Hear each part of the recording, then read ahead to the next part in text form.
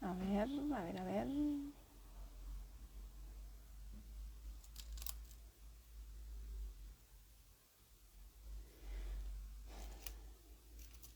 Ah, acá está.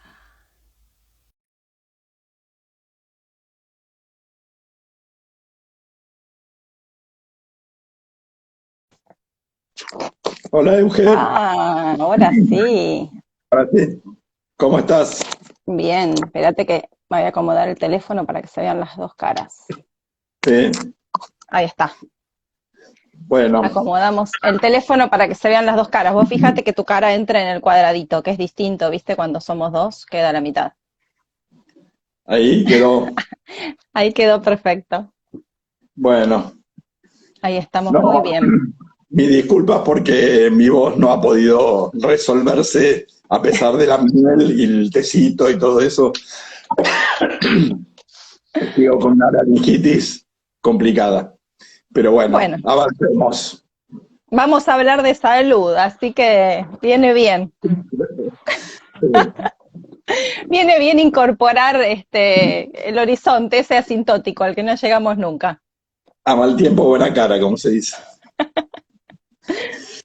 Bueno, Bueno, ayer fue el Día de em, la Salud Mental y bueno, Este, como dije por ahí en algún lugar, el hecho de que exista el Día de la Salud Mental tiene, en este caso, también una proyección planetaria que hace a considerar que el lugar, el hábitat nuestro ya no es solamente nuestro barrio, la ujú. provincia o la nación, sino el planeta.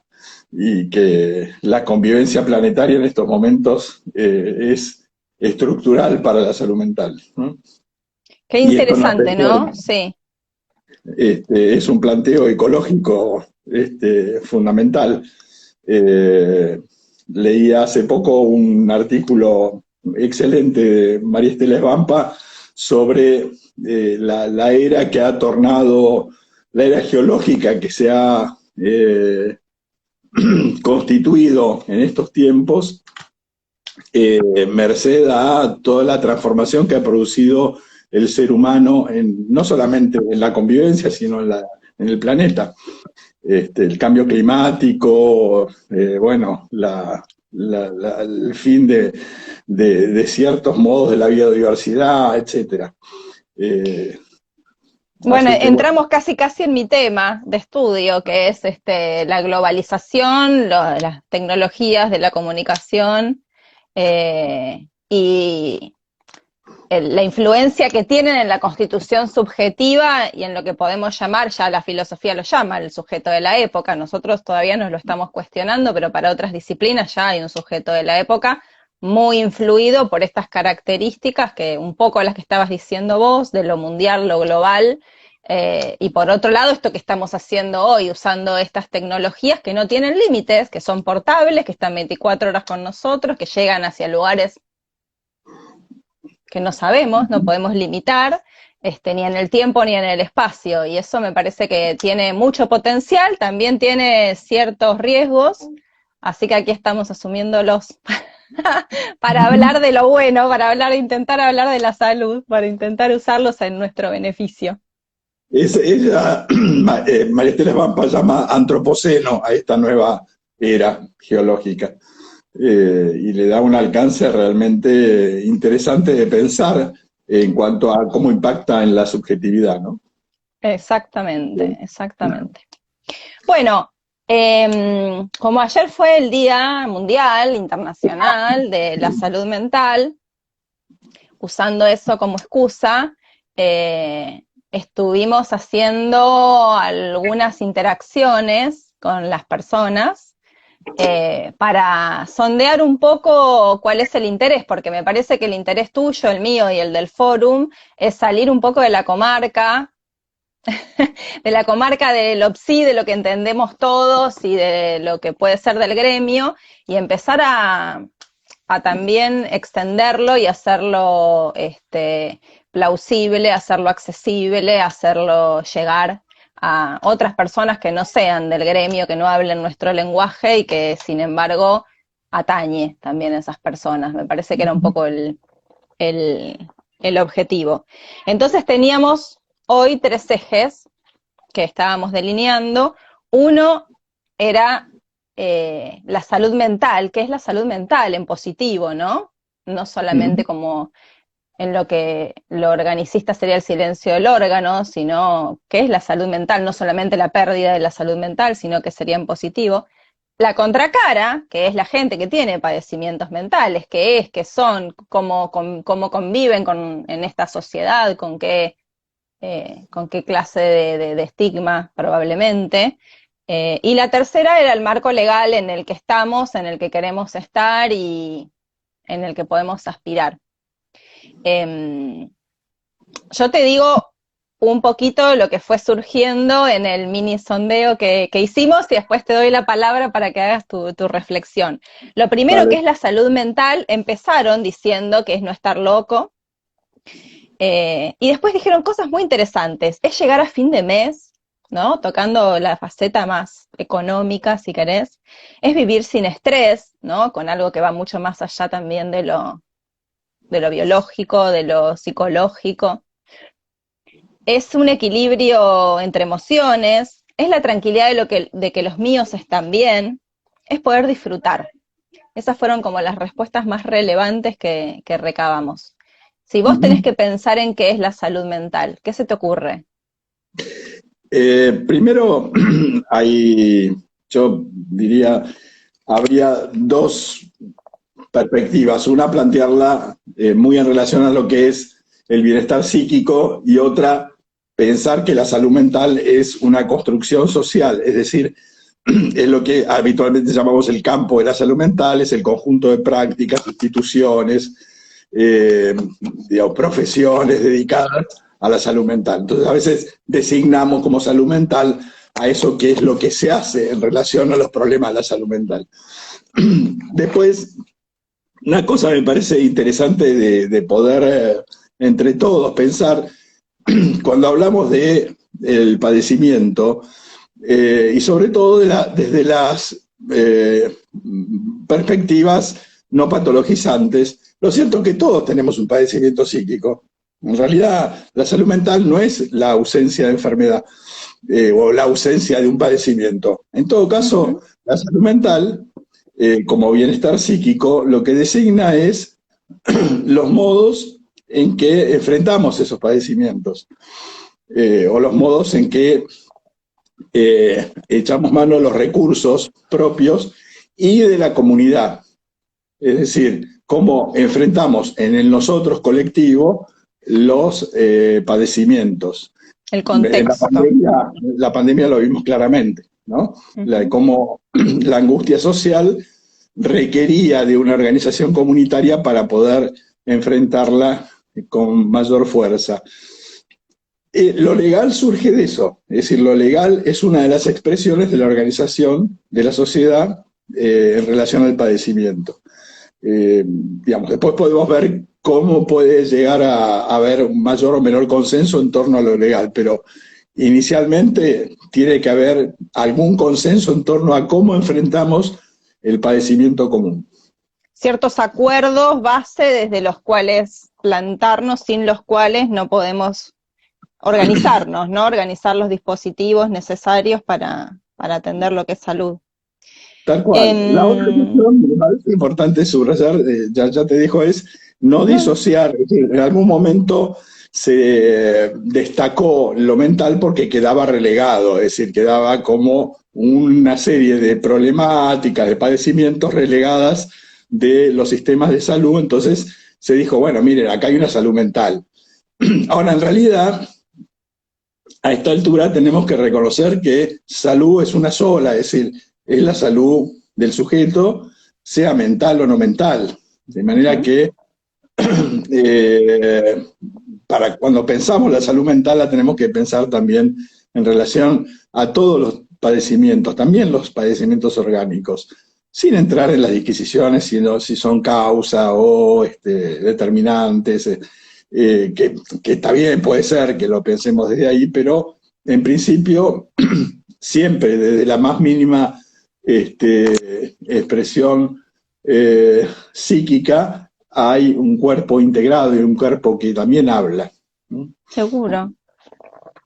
Bueno, me parece muy importante, ya que entramos en este tema, hablar de, llegamos a lo legal, pero llegamos a través de este camino que estás diciendo vos, de tratar de instalar o de pararnos en un cambio de paradigma con relación a la salud, ¿no? Que lo legal es un poco fruto de eso, un cambio de paradigma que no nace en este país, pero que este país se adhiere, suma, o por lo menos en este marco. ¿Querés hablar un poquito de este cambio, cómo era y a qué apunta el cambio, que ya no es nuevo, pero bueno, estamos en transición todavía?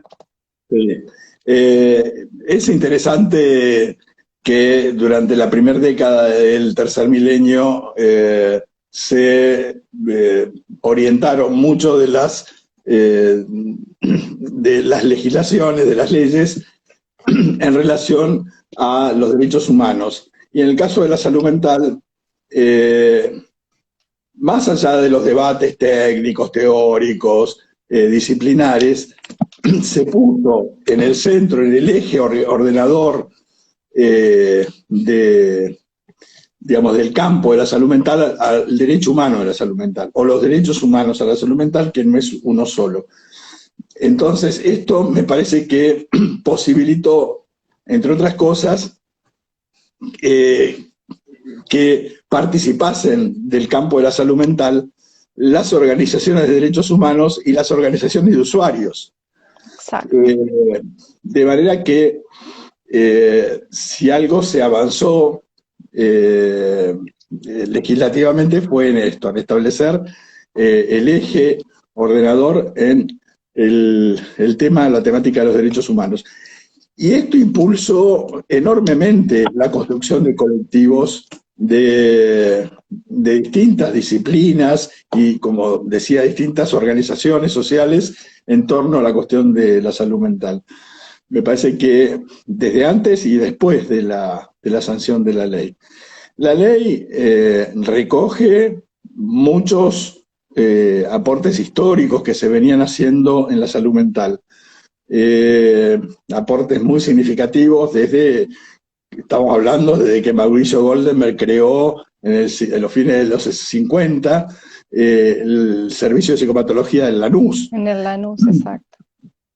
Así que no es que la ley surgiera de pronto de alguna ocurrencia o de algún libro, hay aportes históricos. Además, inaugura una serie de planteos que son dignos de tener en cuenta, si bien ya también tenían estatus normativo a nivel internacional, ¿no? Bueno, el fin de los manicomios se venía peleando desde hace mucho, pero la ley lo establece ya con fecha, aunque todavía no se cumplió. Ya se venció la fecha que establece la ley. La ignominia del manicomio debe cesar. Es decir, ¿qué es esto? Que muchas veces se discute. Bueno, tiene que ver con que el encierro no cura, es eso. Entonces, uno dice, bueno, pero si una persona está loca, tiene que estar encerrada. Bueno, si uno confunde la locura con la peligrosidad, bueno, muchas personas peligrosas tendrían que estar encerradas, eso, no sé, me parece que nos ubicaría en otro horizonte de diagnóstico, ¿no es cierto? Pero en realidad la cuestión de la peligrosidad que traían a los fines del siglo XIX, muchas de las orientaciones de ese entonces, en torno a la locura, a la demencia, ese paradigma, bueno, añejo, realmente no aportaba. Es decir, pero sin embargo quedó como un estigma, ¿no? La idea de que la locura es peligrosa. Eso quedó asociado y todavía eso no, o sea, cuando nos sentamos a pensarlo y por ahí vemos en los casos, en uno a uno, y nos sentamos a debatir, a profundizar, llegamos a estas conclusiones, ¿no? Decir, bueno, sabemos que hay miles de personas encerradas durante décadas en manicomios, por supuesto que están lejos de curarse, empeoran, porque nadie puede en esas condiciones estar mejor psíquicamente que antes de entrar. Sabemos que hay otras experiencias exitosas que son las que se quieren llevar a cabo. También sabemos que la letra escrita de la ley no alcanza, que hay prácticas y hay partidas presupuestarias, hay designaciones, hay programas y hay un montón de cosas que deben implementarse, hechos, ¿no? No palabras, ni escritas ni verbales, sino hechos. Aún así, la asociación de la locura con lo imprevisible, con lo peligroso, está en el vocabulario de todos, incluso de nosotros. Es decir, bueno, te pusiste como loca, manejan como un loco, la gente anda loca. Vos salís a la calle ahora y es verdad, la gente está muy reactiva y está muy enojada y está imprevisible, pero lo que decimos es que la gente está loca, ¿no? Sí, sí. Lo Lo que pasa es que lo usamos en el sentido común. hay dos cuestiones. Bueno, la locura no es una categoría científica, es una categoría de uso social, Uh-huh. de manera que designa un sinfín de actitudes, algunas que han sido incorporadas a la cultura, es decir, algunos de los personajes que circulan por la televisión, si hubiesen aparecido, los transportás a la década del 60, bueno, hubiesen sido considerados absolutamente locos. Uh-huh. De manera que es una categoría social. Ahora, esto no quiere decir que no puedan pensarse determinados padecimientos, como por ejemplo con la gravedad de la psicosis, que bueno, pero en principio esto, encuadrarlo dentro de lo peligroso, viene forzado por la función social del estigma. Es decir, el estigma tiene una función social negativa. Es decir, ¿qué hace el estigma? Bueno, señala dónde está el problema.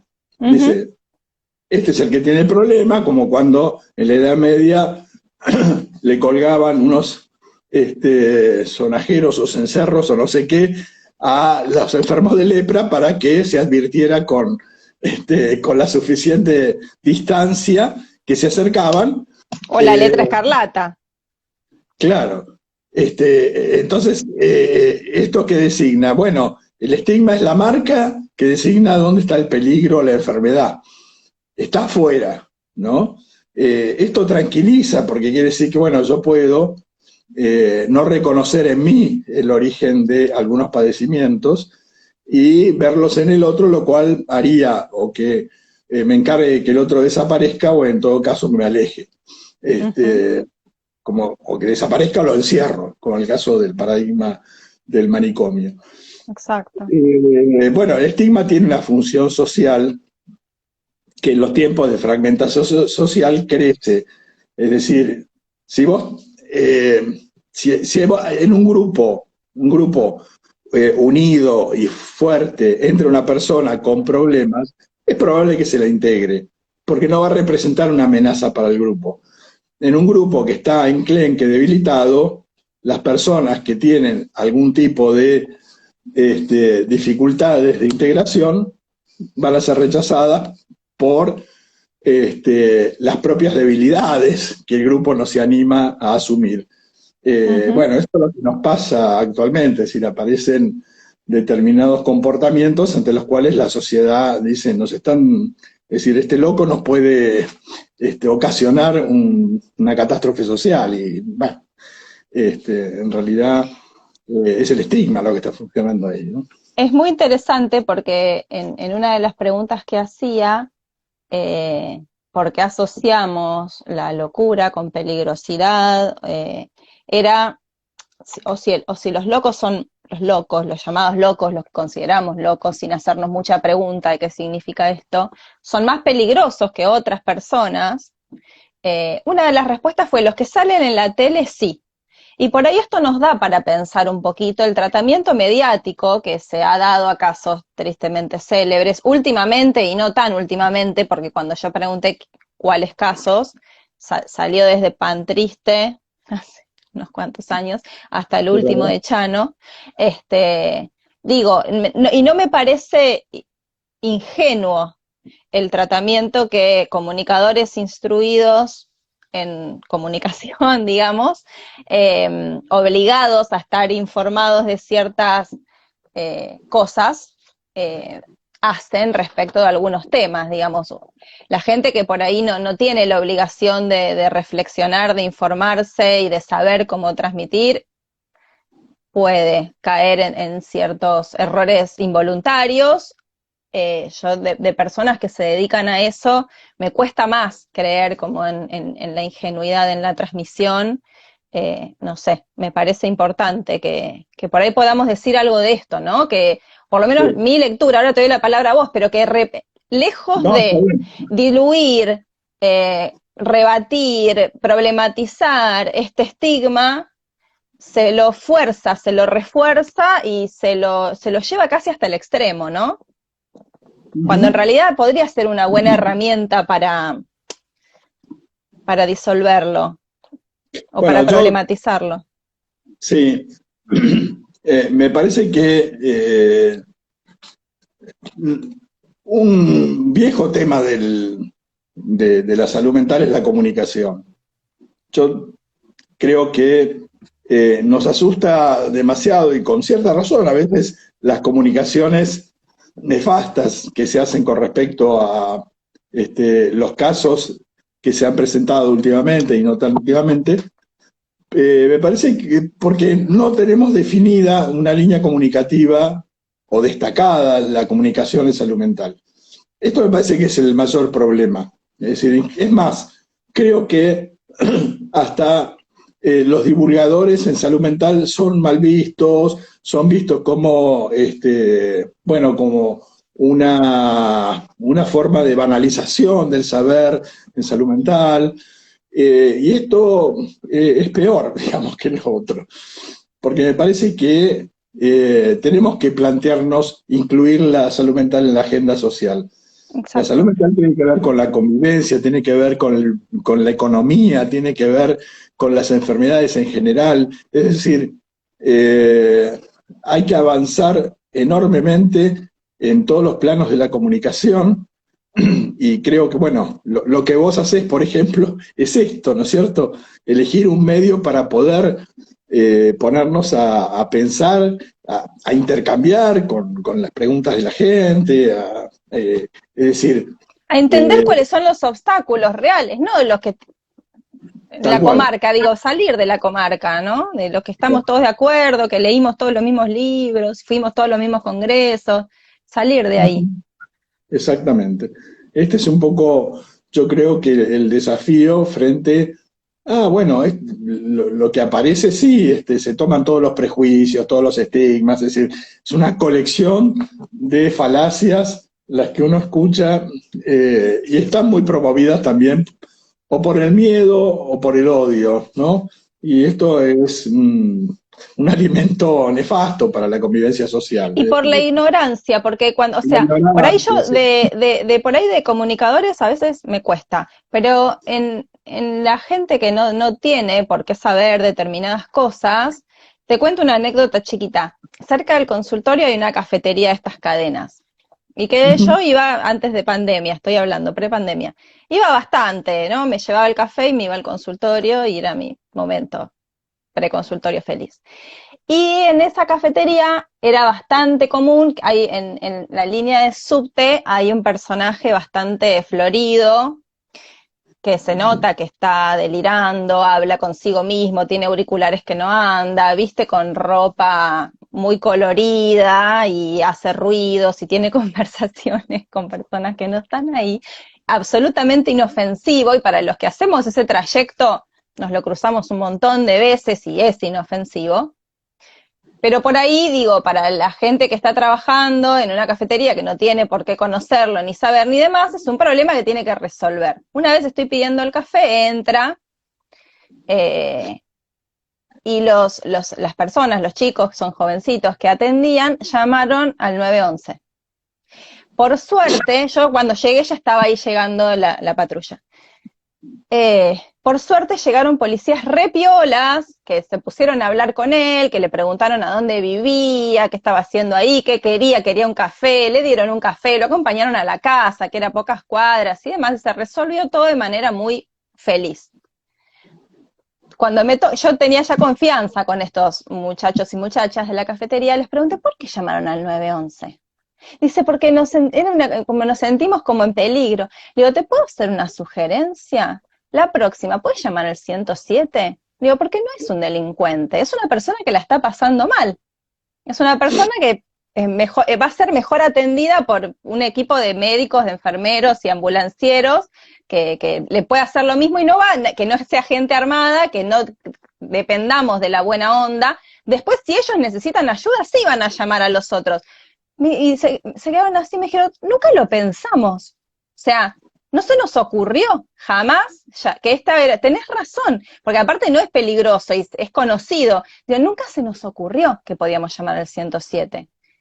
Cuando tengo una conversación con mi madre, médica, grande, pero médica, me dice, le digo lo mismo, le digo, mamá, si vos ves a alguien que la está pasando mal en la calle que parece que tuviera un padecimiento mental, ¿a quién llamás? Y a la policía. Le digo, ¿por qué? Que no sabría qué otro número llamar. Y esto es falta de comunicación también.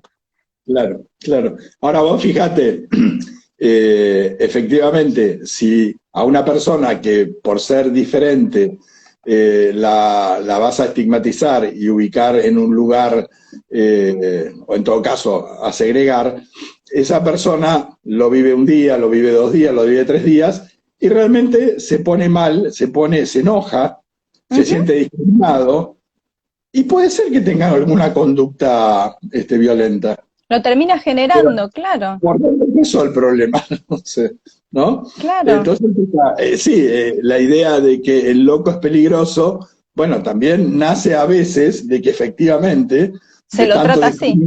Segregar a alguien, pero es una conducta violenta. Y sí, se defiende, seguramente. Sí. Sí, por eso me parece tan importante, ¿no? De difundir, comunicar, cosas llanas, que entendamos todos, que pensemos todos, cuál es el problema. A mí me reinteresó preguntarles, ¿y cómo fue que llegaron? Pero no cuestionándoselo de que hicieron mal, sino ¿cómo fue que llegaron a tomar esta decisión? Y porque nos sentimos así, no pensamos que podíamos hacer otra cosa. Le digo, bueno, y si pudieran hacer otra cosa, no, dice, sería mucho mejor, nos sentiríamos igual de tranquilos y también no le queremos hacer daño, por supuesto, no eran malas las intenciones. Pero bueno, es un poco eso, ¿no? Salir de... Incluso en esto que vos contás, bueno, policías piolas, bueno, esto también se consigue a partir de que existan protocolos para la policía, para la fuerza de seguridad, trabajar en la capacitación, es decir, hay trabajos con la fuerza de seguridad en relación a las personas con padecimiento psíquico. Pero bueno, se tiene que trabajar mucho más, se tiene que seguir trabajando, sin duda. Y no solamente con la fuerza de seguridad, ¿no es cierto? Bueno, en el campo de la salud mental hay mucho que trabajar. Hay varios agujeros que ir tapando. Sí. Me quedé pensando cuando decías, relacionabas esto que develó la pandemia y el encierro asociado a la pandemia, ¿no? En cuanto a lo conectado que está, la salud, todo con todo, como que todo tiene que ver con todo. Y en relación también con el tratamiento mediático de ciertos temas de salud mental, que una cosa que escuchamos mucho es la epidemia de trastornos mentales que trajo la pandemia. Y quería que charlemos un poquito acerca de qué opinamos de eso. Sí, la primera cuestión que a mí no sé, digamos, me parece que desde la perspectiva de la despatologización tenemos que pensar, fíjate, la OMS dice que cerca de 450 millones de personas están afectadas por algún trastorno de salud mental en el planeta. ¿Sí? ¿Eso bueno, cuándo? ¿Ahora o pre? Ahora lo dice, ¿sí? Bueno, ahora no sé, años más, años menos, no sé. Pero más allá de eso, digo, ¿cuánta gente hay en el planeta? 7.000 millones.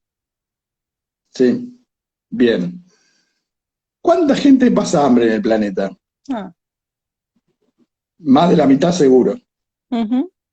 Sí, uno puede pensar que 3.500, 4.000 millones de personas no están de alguna manera afectadas en esas condiciones en la salud mental? No, seguro. ¿Cómo es la medición de la OMS? ¿Cómo hace la medición? Porque a mí me está faltando por lo menos agregarle un cero. Bueno, una de las personas decía, salud mental es llegar a fin de mes, ni te habla de hambre ella tan Claro, específicamente, ¿no? Pero no claro. se puede estar bien si no tenés las No, necesidades es más, cubiertas. al- hay que ver qué consideramos. Está bien, uno no quiere estar mal, no quiere estar angustiado, ni estar deprimido, ni estar con estados de ansiedad. Eh, la, los padecimientos psíquicos ocasionan un sinnúmero de problemáticas, seguro, pero muchas veces lo que definimos como problemática es el modo en que luchamos contra el sufrimiento, no es el sufrimiento en sí, ¿no? Entonces, me parece que a veces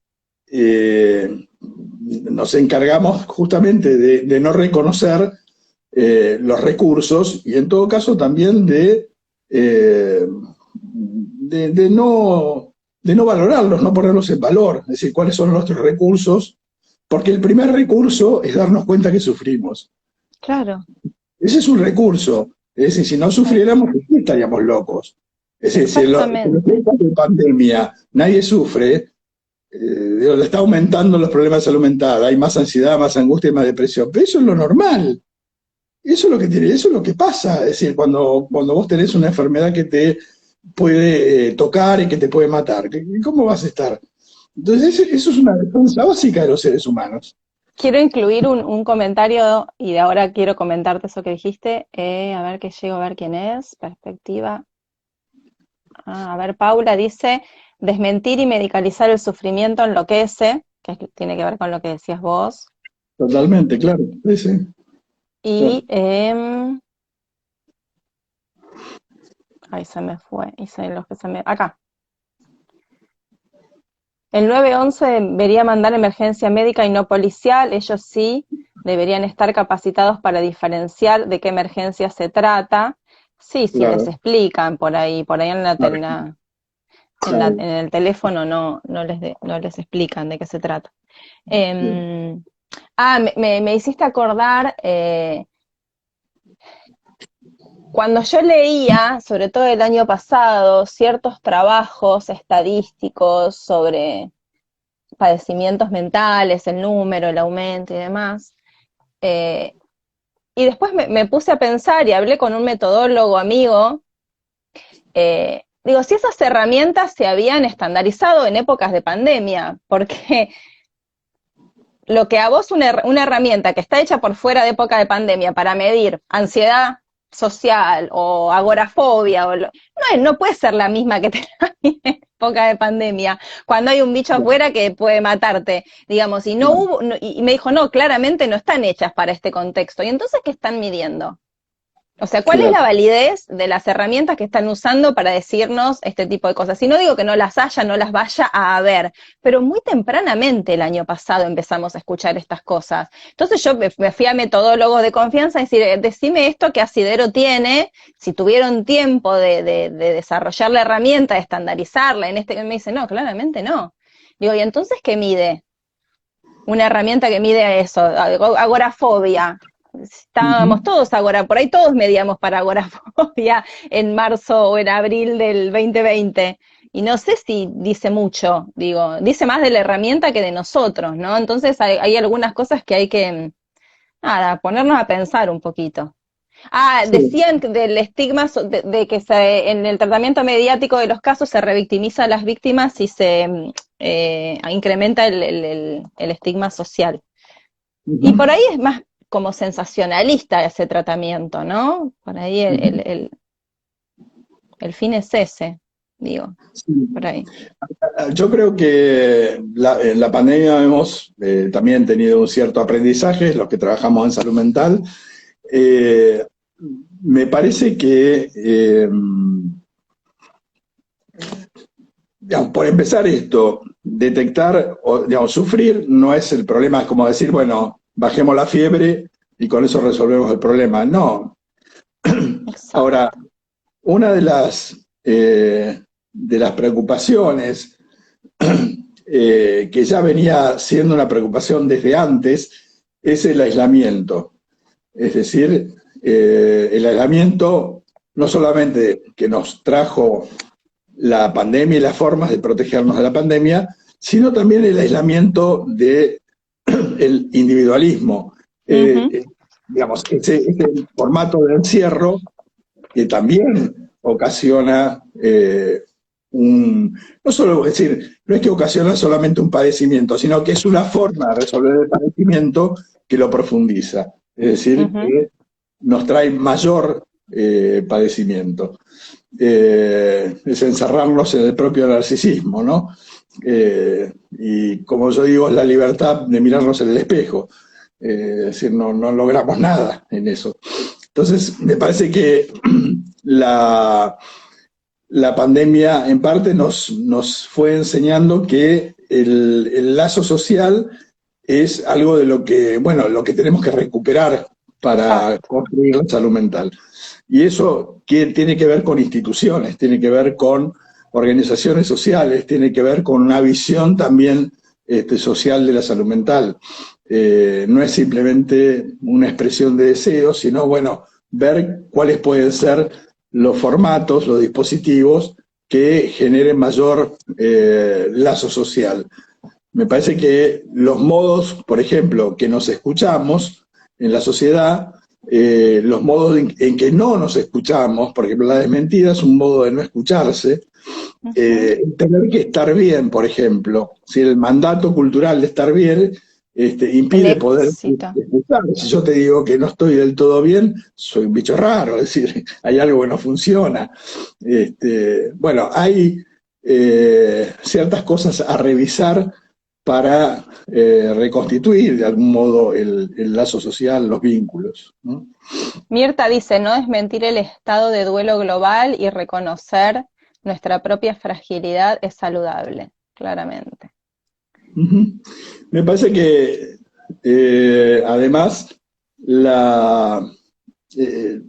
digamos, es importante, ¿qué hubiera pasado de no contar con dispositivos y un sistema de salud como el que tenemos, ¿no?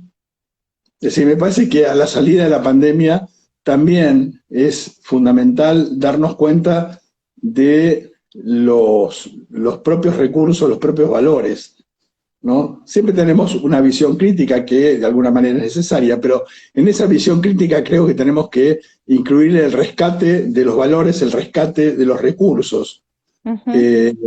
Realmente lo que pusieron los trabajadores de la salud ha sido extraordinario.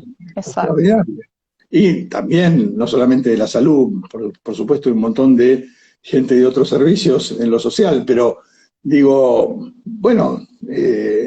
esto es lo que se ha constituido también durante años, no es que de pronto surgió, también tiene que ver con las universidades, también tiene que ver con el sistema hospitalario, con grandes organizadores del sistema hospitalario, y también con la legislación,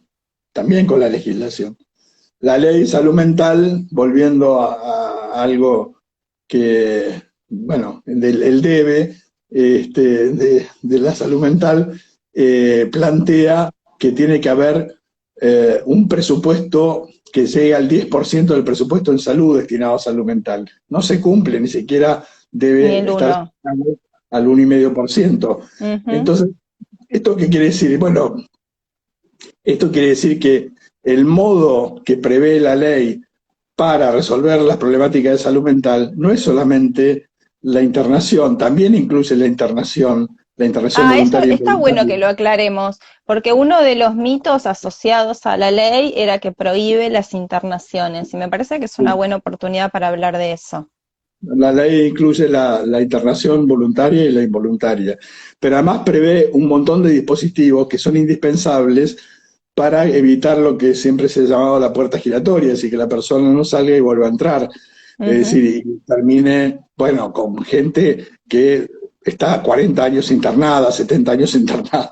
Es decir, es un absurdo desde el punto de vista de un dispositivo para la salud, suponer que una persona tiene que estar 70 años, digamos, más bien, bueno, es un dispositivo que ha fracasado.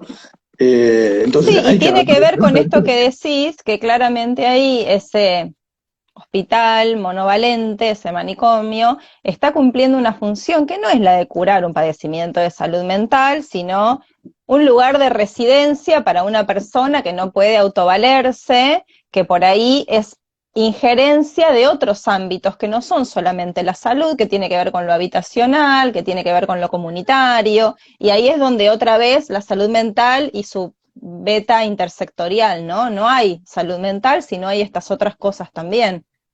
Por eso la ley prevé la creación o la expansión de distintos dispositivos, la interdisciplinariedad, la intersectorialidad.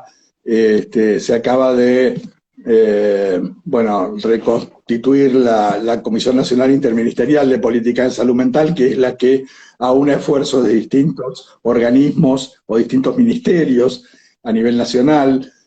Bueno, esto es fundamental para la aplicación de la ley.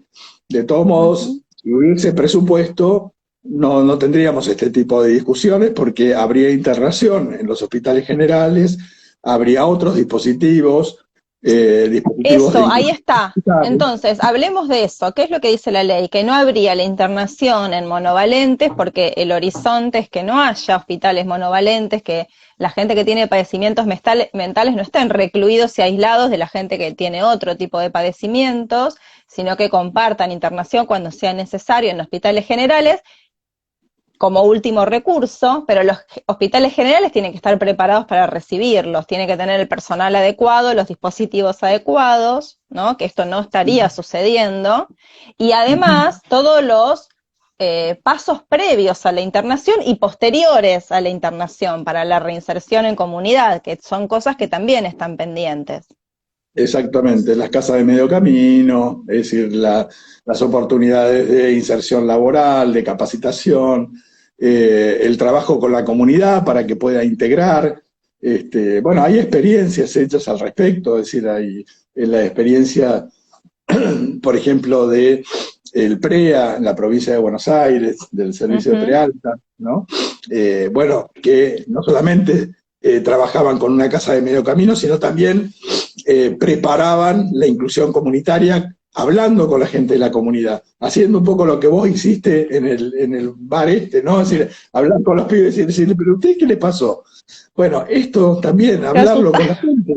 Se claro. asustaron, bueno, es lógico, pero no es justificable, pero pasa. Bueno, Sí, tratemos de pensar cuáles pueden ser los dispositivos, porque la inclusión no es un tema solamente del loco. La inclusión nos atañe a todos, por porque hace supuesto. a un modo de la cultura. Es decir, hay un modo en que la cultura dispone de saberes acerca de cómo nos relacionamos y cómo resolvemos los conflictos. Eh, digamos, hay culturas que son más segregativas y hay culturas que son Ujú, más integrativas. Bueno, tenemos que avanzar hacia una cultura más integrativa, hacia exacto. todo tipo de diferencias. Por parte está la cuestión de las discapacidades, está lo que decía Francesco Tonucci acerca de que esta es una ciudad que se olvidó de los niños, por ejemplo. Exacto. ¿Cómo pensamos la inclusión de las infancias? O sea, es muy amplio el tema de la inclusión social. No atañe solamente al loco, ¿no? No. Hablando acá, Paula, encierro como Hola, defensa de quiénes, Paula Horn, ¿cómo? como dice, encierro como defensa de quiénes, como cuidado, exclusión o aislamiento. Claro. Bueno, en el siglo XIX había dos razones por las cuales se planteaba el encierro, que una era el cuidado de la sociedad y la otra era el cuidado de la persona que se encerraba, digamos, respecto de la sociedad.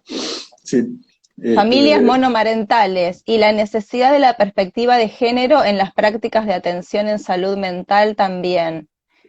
sí, Vos sabés que cuando hicimos el vivo sobre infancias trans, justo el Ministerio de Salud había sacado un material para difundir muy lindo para todos los servicios de salud sobre buenas prácticas en la atención de personas trans, travestis y no binarias, que por ahí lo empecé a leer y dije, me parece obvio, y después dije, pucha, si el Ministerio de Salud está sacando este material, es que no es obvio, y charlando con Valeria Paván y con gente que sabe del tema, dice, no es obvio que si hay una persona que se autopercibe de una determinada manera, hay que llamarla de esa manera, inscribirla de esa manera. En salud estamos hablando, ¿no? Por eso me parece que cuando hablan de perspectiva de género en salud están hablando de esto, de no generar un sufrimiento ahí donde los tenemos que cuidar y no, por lo menos no hacer daño, no generar ningún otro. Tal cual. Sí. A mí me parece que cuando uno habla de perspectiva, yo también incluyo la perspectiva de infancias, ¿no? Perspectiva de infancia. Me parece que no es para incluir a las diferencias de género o a los niños, es para poder pensar toda nuestra existencia, incluyendo esa perspectiva.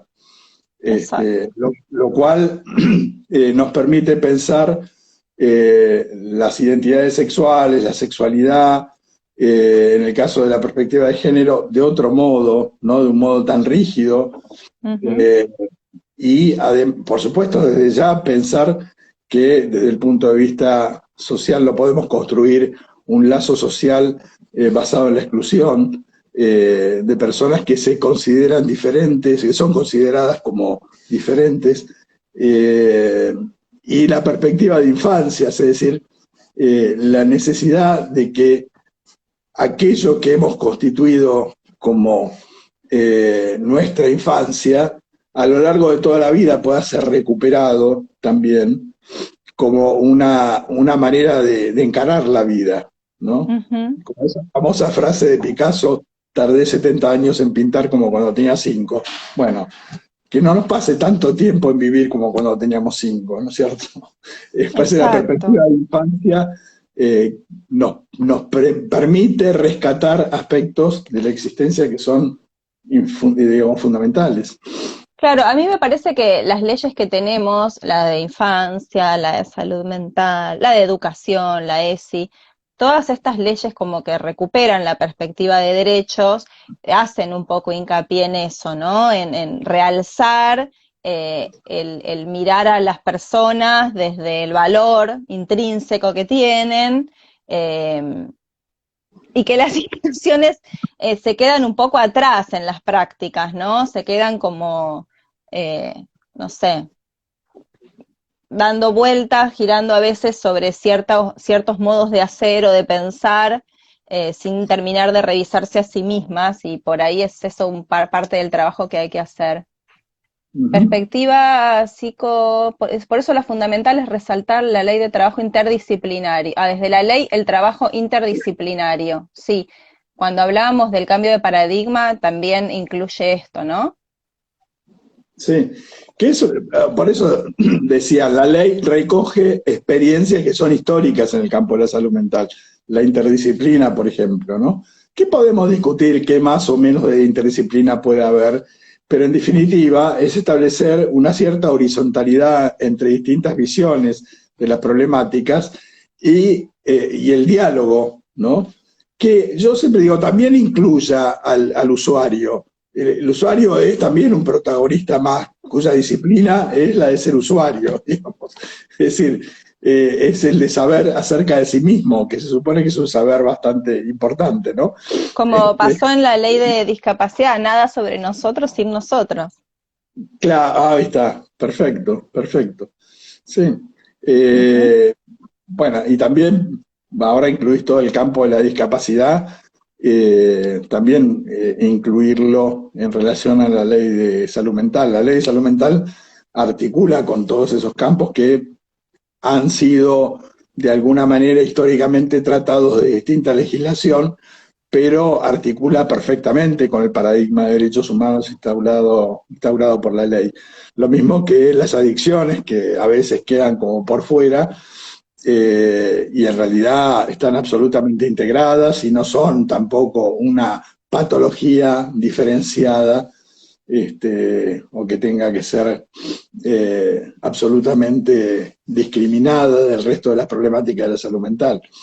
De Alejandra manera que Ruibal dice, una política integral de salud mental toca intereses económicos de los laboratorios multinacionales. Y sí, también hay algo de eso. eso desde ya. En nuestro país en particular, el avance de la venta de psicofármacos es espeluznante y además el negocio ha avanzado lo que nos parecería insólito hace décadas atrás en la primera infancia. Es decir, incluso estableciendo patrones preventivos, es decir, vamos a darle esta medicación para que el día de mañana no sea un delincuente. Porque este chiquito puede ser, o está generando una violencia que es de origen genético, es decir, una serie de fantasmagorías que con un ánimo mercantil se supone que se sustentan en ciertas verdades científicas que son falaces. Cuestionables. Ya. Pero bueno, ese es todo un tema, desde luego, y bueno. No, y sobre todo que el sentido del mundo, o por lo menos del mundo occidental, que es el que más conocemos, tiende a profundizar esto, no está rebatiéndolo. O sea, esto tiende como a estar o sea, estamos medio contramano con una toma de posición que reflexione, que cuestione, que problematice, que piense en causas múltiples, que piense en lo contextual, que incluya a los demás que rodean, a los padecimientos mentales y a todas estas otras disciplinas y estos otros ámbitos más allá de la salud. Vamos medio en contramano. Nosotros acá hablamos de patologización de la infancia, en el sentido de que se pueden tomar como patológicas ciertas conductas que por ahí son manifestaciones de algún tipo de sufrimiento y en realidad son justamente, como vos decías, es empezar a resolver el problema, manifestar cierto sufrimiento. Tengo colegas y trabajo con gente en Estados Unidos que ya pasaron de la patologización a la criminalización. Cuando hay niños que hablan en lenguas, una amiga me contaba que el hijo estaba con una media usándola de títere y hablaba en lengua castellano, porque su familia es de argentino, o sea, hablaba en lenguas con un zoquete y llamaron a la policía y estuvo detenido ese chico, un chico de edad primaria, un chico de 10 años, por ejemplo. O sea, ya trascendimos ya entonces se trascendió la patologización y se pasa a la criminalización directamente. Ya no solamente se pide medicar, se lo pide encerrar, criminalizándolo. Estamos en contramano, sí. Digamos. De todos modos, a nosotros nos toca, está bien, estos son los intereses que se juegan en este mundo, nos toca por un lado denunciarlos, pero también qué es lo que nosotros planteamos como dispositivos, salidas, propuestas. Alternativa. Por ejemplo, en Ciudad de Buenos Aires, en las escuelas públicas no hay un psicólogo por escuela. ¿No? Son psicólogos por escrito, ¿sí? Los famosos equipos de orientación escolar. ¿Por qué no hay un psicólogo por escuela? Por lo menos. Por lo menos. El horizonte es la pareja pedagógica, pero... Claro, por eso. Entonces, me parece que hay muchas cosas a proponer y a plantear desde el campo de la salud mental. Como vos decías en un momento, también hay ignorancia, hay un desconocimiento, no tenemos que dar por sentadas determinados conocimientos que la gente no tiene la menor idea, no sabe qué es la ley de salud mental. Nosotros ya estamos repitiéndola, pero no se sabe qué es, ni siquiera se sabe qué es la salud mental, ni qué es el bienestar psíquico. Es decir, son categorías que manejamos usualmente nosotros, pero la gente dice quiero estar bien, como vos decís, yo quiero llegar a fin de mes, quiero que mis hijos estén bien. Es decir, eso es lo que expresa la gente y me parece que decirle, mire, esto que es su preocupación, bueno, nosotros estamos trabajando todo el tiempo para eso y conectarlo, tratar de articular. Y me parece que esa es nuestra función, instalar en la agenda social el tema de la salud mental. En y la agenda acercar. social, exactamente, Sí, sí, social. por supuesto, la agenda pública sí, la agenda estatal sin duda, pero bueno, en eso estamos trabajando muchísimo. Pero en lo otro es un tema de comunicación y tenemos que avanzar. ¿Tenés más preguntas? Perspectiva psico, no algo, porque se me corta, dice, lamentablemente en muchas instituciones sigue operando el paradigma tutelar y manicomial. Sí, Claro, acá sí. recuperar el concepto de usuario como actor social prioritario, abordando sus necesidades desde lo integral para construir, no, para deconstruir viejas hegemonías mercantilistas y colonizadoras. Sí, es bueno informar y poder difundirlo, ¿no es cierto? El Consejo Consultivo Honorario de Salud Mental, que se constituye con 30 organizaciones de la salud mental a partir de la ley, bueno, se constituye este consejo, ¿Querés organizaciones que son contar qué es y qué función cumple para... cumple una función de monitoreo de las políticas de salud mental y depende de la Comisión Nacional Interministerial de Políticas en Salud Mental. Es un consejo honorario del que participan organizaciones académicas, organizaciones científicas de derechos humanos, organizaciones gremiales, gremiales profesionales y también de usuarios. En estos momentos la presidenta es una usuaria, la presidenta del Consejo La Consultivo. conocí el otro día en la presentación del Plan Nacional de Políticas de Salud Mental. Claro, y es Una divina, cordobesa. es la cordobesa, sí, Mari. Sí. Realmente es una persona que, bueno, primero tiene, yo digo, no sé cuál habrá sido su diagnóstico, pero es maravillosa la tolerancia que nos tiene, porque nosotros somos un conjunto que a veces nos empezamos a pelear por las pequeñas diferencias y ella nos vuelve a centrar en cuál es el eje, ¿no es cierto? Y decir, bueno, miren, nosotros estamos muy mal en el neuropsiquiátrico. Y es tan sencillo como eso, ¿no? Es eso, no se olviden, podemos discutir muchas cosas lindas, pero si hay cucarachas en las camas no se puede vivir. Así que, y aparte, lo que es algo tan, yo creo que tenemos que trabajarlo mucho, la cuestión del afecto, del amor, es decir, del vínculo, es decir, cómo se amalgama un encuentro, ¿no? ¿Cuáles son los modos en que se profundiza el encuentro aún en las características políticas que tiene esto, ¿no? Exacto. Y no hacer una banalización del tema del amor y del afecto, sino, bueno, No. poder entender. Y ella dice, bueno, hagamos esto con todo corazón. Y Sí, lo sí, pone tiene un modo, claramente. es verdad, tiene un modo muy amoroso de hablar No tiene color el y muy signo, tierna es. bueno, lo tuvo que decir Ulloa. Ulloa decía la ternura revolucionaria. Bueno, Ulloa lo decía, ¿no es cierto? Bueno, Mari lo dice de otra manera, pero dice eso. Lo actúa, ¿No? lo lleva al acto, lo lleva puesto. Entonces, bueno, me parece que eso ha sido un avance muy significativo del campo de la salud mental, a pesar de que la ley no se aplica en gran medida. Sí se aplica, ojo, porque a veces se dice, bueno, no se aplica, pero en el campo judicial sí se aplica un montón. Y nosotros no lo conocemos, eso, ¿no? Es decir, los trabajadores de la justicia tienen en cuenta la ley de salud mental en la consideración que se hace también del padecimiento vinculado a las causas judiciales. Y esto también, digamos, trasciende lo específicamente PSI, ¿no? Ha Ujú. sido muy, muy importante.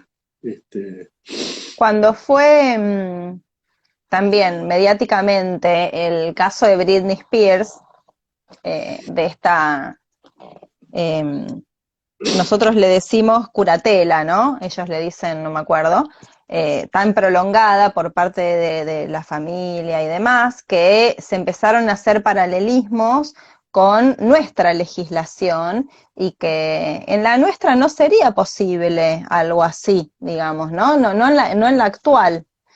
Sí se han tomado ese tipo de medidas tristemente célebres también antes, pero bueno, nos dio también la oportunidad de pensar también desde lo legal qué cosas son posibles y qué cosas no, y qué cosas se aplican y qué cosas no. Y desde lo legal eso acá sería inadmisible. No se puede Claro. llegar a esa instancia. Sí. Eh, Tengamos en cuenta que algunos aspectos de la ley se incluyeron en el Código Civil. Ya no es Ujú. solamente la ley 2657, sino el Código Civil ha incorporado cambios en virtud del paradigma de derechos humanos de salud mental. Y ahí Eh, incluye a niños también con la autonomía progresiva y el consentimiento. claro, está la autonomía progresiva, la presunción de capacidad, Ujú, el sistema de apoyos, que viene ujú. a sustituir el sistema de curatela, y de discapacidad parcial, es decir, Exacto. no se sustituye la idea de demencia o justamente persona totalmente enajenada o persona peligrosa, Ujú. eso queda sustituido. Exacto, sí. Es más complejo, da más trabajo que encerrarlo y olvidarte del problema, pero bueno, es un trabajo que queremos hacer. Sí, sí. Vos sabés que hace muchos años eh, eh, armé una investigación sobre la locura, la representación de la locura en el imaginario social, ¿no? Entonces le preguntamos que mencionase a las personas, le preguntamos tres características que asocie con la locura, tres características que asocie con la normalidad. Pero lo más interesante fue que incluimos pedirle a la gente que dibuje una persona loca y una persona normal. Vos sabés que en general los dibujos de las personas normales eran estereotipos. Desde el punto de vista gráfico, toda la riqueza estaba en los dibujos de las personas locas. Es decir, eran mucho más, digamos, floridos, mucho más interesantes desde el punto de vista del dibujo, los Ujú. dibujos de personas locas, porque las personas se soltaban más en expresar la locura o lo que ellos interpretaban que era locura, que en realidad eran características que en la medida que se consideran prejuiciosamente locas quedan rechazadas para todos.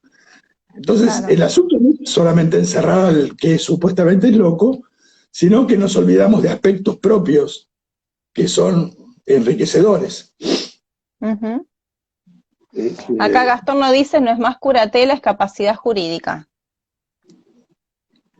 claro, ese es el sistema de Se apoyo, sí. reemplaza. Ujú. Exacto. Pero yo no me acordaba cómo es el nombre, que para nosotros es curatela, el nombre para ellos, no me acuerdo ahora cuál es el equivalente que a lo que nosotros era la curatela. Es en inglés, ya se me va a ocurrir. Sí. Em, Te iba a preguntar algo. A ver que me lo voy a anotar. Que tiene que ver también con el trato, cómo hablamos, cómo nos comunicamos. Yo creo que en el fórum lo hablamos bastante, sobre todo cuando el año pasado estábamos como intentando mantener a flote la salud mental y no mental, la salud física y de todos, de las palabras que se eligieron para llamar a ciertas cosas que hoy ya las naturalizamos, ¿no? Pero que no estuvo, a ver, se podría haber pensado un poco mejor la comunicación. Era una terminología medio militar, o sea, caso sospechoso, ¿no? En lugar de persona posiblemente enferma, o protocolos y todas cosas así como aislamiento social, cuando en realidad era físico. ¿Por qué hablar de aislamiento social? Digo, hay cosas en la comunicación que no nos ayudaron a problematizar y a nombrar las cosas como podrían haber sido nombradas desde un lugar un poco más cuidadoso. Está bien, nos agarró medios desprevenidos y tampoco dependía de nosotros, pero dice un montón, ¿no? Que se hayan instalado esos términos que hoy ya los naturalicemos, pero nada, me quedé pensando en eso, ¿no? En las cosas que uno empieza, como decir, después se instalan y ya uno se las deja de preguntar porque quedan naturalizadas. Y tenemos que trabajar con especialistas en comunicación, no es un tema que manejemos nosotros en No, realidad. no. Es decir, uno puede tener una buena idea para difundir. Ahora, en el cómo se difunda, está la eficacia de esa comunicación también. Exacto, sí, me parece que hay mucho que hacer ahí, mucho, mucho, mucho que transmitir ahí. Vos decías hoy que salud mental es, por un lado, la perspectiva del bienestar psíquico, no solamente la ausencia de enfermedad y demás, pero por otro lado, todo lo que se hace o se deja de hacer en virtud de eso. ¿Querés que hablemos un poquito de esto, de qué es lo que se hace y se deja de hacer, qué cosas van a favor de preservar? Yo sé que algo hablamos, pero por ahí le podemos dar un poquito más de vuelo. Buenísimo, sí. A mí me parece que en la medida, justamente por lo que te decía antes, de que la modernidad instaló un sistema disciplinar de encierros institucionales, los famosos aparatos ideológicos del Estado que decía Althusser, o la modalidad disciplinar de Foucault, ¿no? Es decir, esto implicó la segregación de ciertos aspectos del sujeto. La posmodernidad desarmó esto, pero no hemos podido reprogramarnos, ¿no es cierto?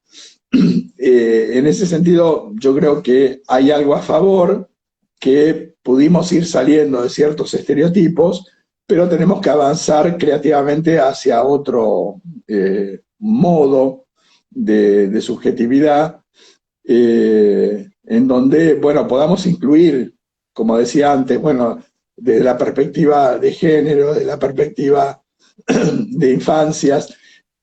Alguien planteaba, fue miembro del Consejo Consultivo y también es usuario, digamos, planteaba el derecho al delirio, ¿no? Bueno, ¿qué implica eso? ¿Qué quiere decir? No sé, ¿qué Digamos, implica? bueno, justamente no estigmatizar en principio a alguien por el delirio, no negativizar el delirio, ¿no? Uh-huh. De todo modo, yo digo, tendría que informarme mejor, en mi caso, a ver qué es lo que implica. Pero lo que quiero decir, empiezan a aparecer una serie de planteos acerca de los modos de subjetividad que pueden enriquecernos y pueden hacernos repensar la manera en que vivimos y en la que nos comunicamos y en la que convivimos. Me parece que en ese sentido hay cosas que lo disciplinar nos ha hecho dejar, ¿no es cierto? En particular, esta idea de la disociación mental, no mental, bueno, eso es una construcción que en Oriente no existe, por ejemplo, ¿no es cierto? Es más propia de Occidente. Bueno, eso también es necesario revisar.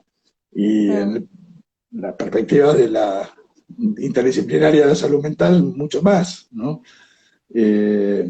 Ahora, me parece que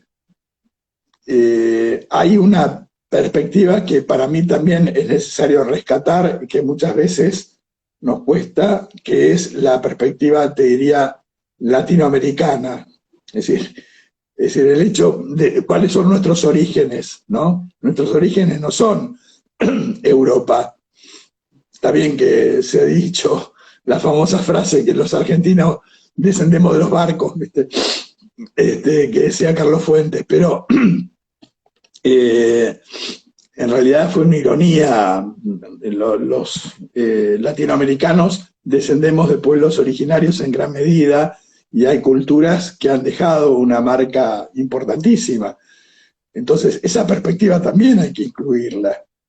Vos sabés que me estoy acordando que en Rosario se hacía, ahora ya no sé si existe, pero la Universidad de Rosario siempre me parece la de psicología, una de medicina y la de psicología como piolas, Sí, sí. había un programa de posgrado. Yo ahora si te digo si es máster, programa, especialización o algo, te miento, pero que incluía esto, distintos saberes en relación a la salud y enfermedad, y que incluía los saberes de los pueblos originarios, o sea, muchos de los docentes tenían que ver con esto, ¿no? Pueblos originarios que iban a transmitir lo que cada una de esas culturas tenían como conocimiento a transmitir acerca de esto.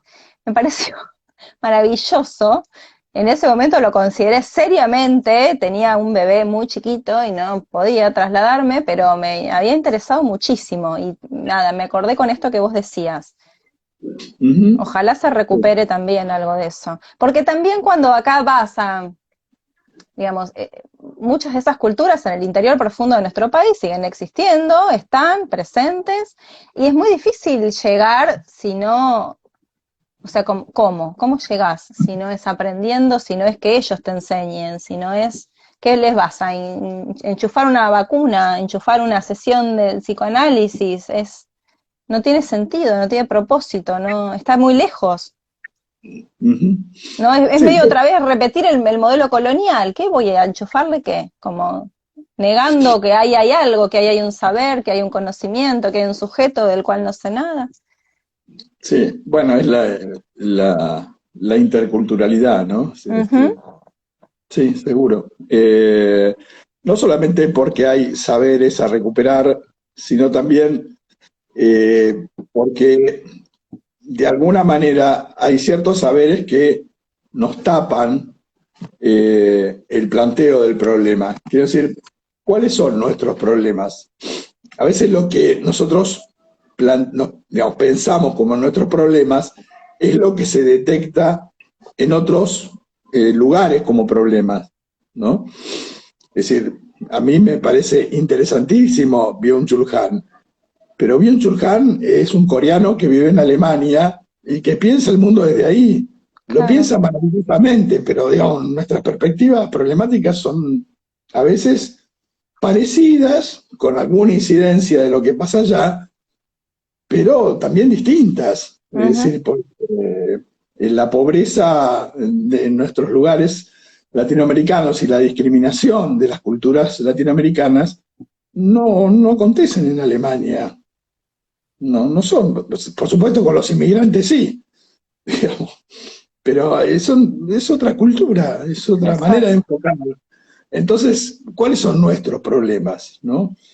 Insisto, son aportes maravillosos. A mí me deslumbra leer al coreano, pero bueno, no tienen que tapar el modo en que enunciamos nuestras problemáticas y nos acercamos. Yo creo que lo que vos hiciste, ¿no? Preguntar, bueno, va por ahí. Si cuando vos le preguntás a la gente, ¿no? ¿Qué pensás de qué es la salud mental? Las preguntas más básicas, ¿no? Ujú, Bueno, va por ahí. Es decir, ¿por sí. dónde te duele? Bueno, yo nada, iría dejando por hoy hacer este humilde aporte al Día de la Salud Mental que fue ayer. Me queda para preguntarte, tengo muchas notas tomadas sobre el Estatuto Ético-Político de la Infancia para otro momento. Uh -huh. En otro momento y en otro contexto hablaremos un poco más en profundidad de esto. ¿Hay algo que quieras decir que hayamos dejado afuera antes de terminar la charla de hoy? Ah, sí, como vos decís, hay cosas que deben haber quedado afuera. Esperemos haber de alguna manera desarrollado bien lo que incluimos adentro, digamos. Hicimos lo que pudimos. Claro. Pero bueno, me acordaba el ferretero de la vuelta del consultorio, nos pusimos a charlar y de la psicología, y me dice, ¿y cuándo yo tengo que consultar al psicólogo? Me dice. Y le digo, claro, viste esas preguntas que sí, ¿con qué le respondo, no? ¿Cómo Y le digo, mire, cuando le duele al alma. Y la mujer le dice, ve viejo, ahí tenés que consultar. qué lindos. Así que bueno, Bueno, yo te agradezco un montón este No, tiempo. a vos, un gustazo. Y nos estamos viendo. Y Les a todos los saludamos que- al fórum y a todas las personas que a las estuvieron personas, participando un con beso tantos grande, aportes tan saludos, ricos. tal cual. Bueno, Te agradezco un montón. gracias, Adiós. Euge. Muy grande. Adiós.